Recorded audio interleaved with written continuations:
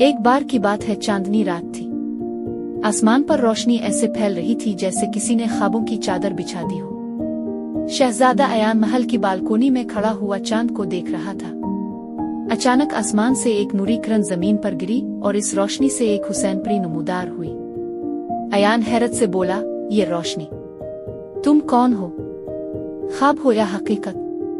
परी ने नरमी से मुस्कुरा कर कहा, मैं इला हूँ, चांद की परी, मगर मैं आजाद नहीं हूँ। ज़ोहरा परी ने मुझे अंधेरों में कैद कर रखा है। अयान ने आगे बढ़कर कहा, कैद?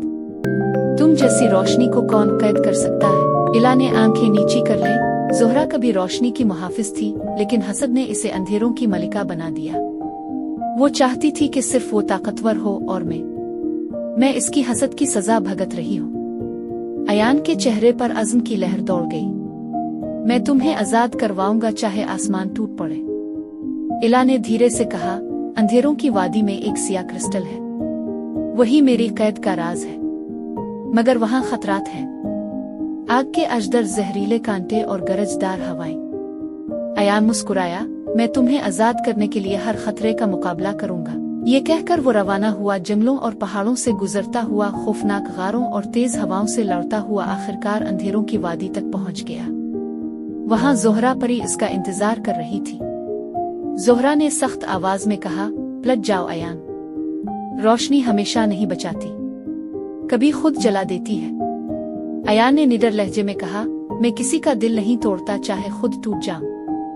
एक जोरदार रोशनी फैली, जमीन कांपी, सिया क्रिस्टल चिकनाचूर हो गया। इला की कैद टूट गई, वो चमकती हुई रोशनी में बदल गई। इसने ज़ोहरा को देखा और नरमी से कहा, ज़ोहरा, मैं तुम्हें तबाह नहीं करना चाहती, बस याद दिलाना चाहती हूँ कि तुम भी कभी रोशनी की परी थी। ज़ोहरा की आंखों में आंसू आ गए। शायद मैं वाकई रोशनी भूल गई थी। अचानक अंधेरों की वादी में रोशनी भर गई। इला दोबारा चांदनी की मालिका बन गई और अयान के साथ नूरिस्तान वापस लौटी। लोगों ने कहा, ये चांद की चमक नहीं, इला परी की मुस्कुराहट है जो अब कभी मध्यम नहीं होती।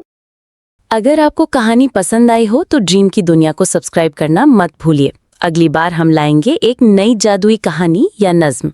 वीडियो को लाइक और शेयर जरूर कीजिए। मिलते हैं अगली कहानी में।